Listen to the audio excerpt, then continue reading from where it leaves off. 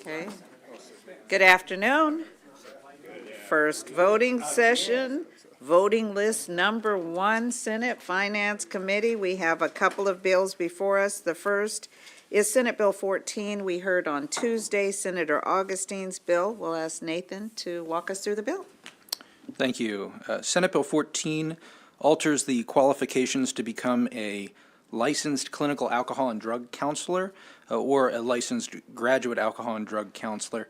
The bill specifies that the required master's or doctoral degree must be in a professional counseling field rather than a health and human services counseling field, and the degree must be from an accredited educational institution rather than a regionally accredited educational institution. The bill also repeals a second educational pathway for licensure as a LC-ADC and removes from statute specific coursework requirements to qualify as a licensed graduate alcohol and drug counselor. And so generally the bill aligns these two licenses and their requirements with the requirements for other professions regulated by the board that hold the same scope of practice. So there were no amendments, there's no fiscal impact, and there was no opposition at the committee hearing. Thank you. Any questions on the bill? I have a question. Remember, we're going to give people a chance to ask questions. Senator Hayes. Thank you, Madam Chair. Nathan, the Maryland Physiological Association raised concern that it may narrow the scope, and they was just asking for clarity where we provided the clarity that they raised.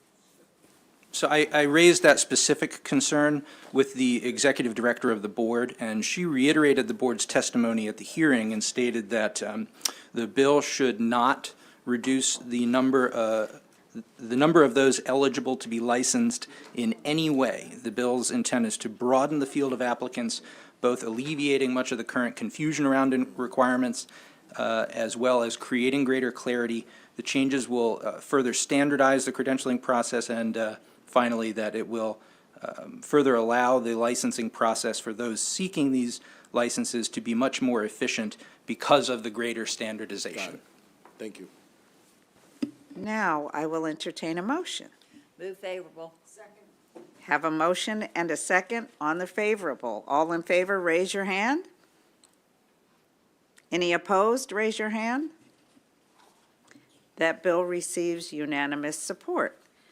Now we have two additional bills, Senate Bill 233 and 245, which have been withdrawn. I'll entertain a motion. Yes, On the withdrawal. is there a second? Second. Thank you. I have a motion and a second. Favorable, unfavorable, withdrawn. All those in favor, raise your hand.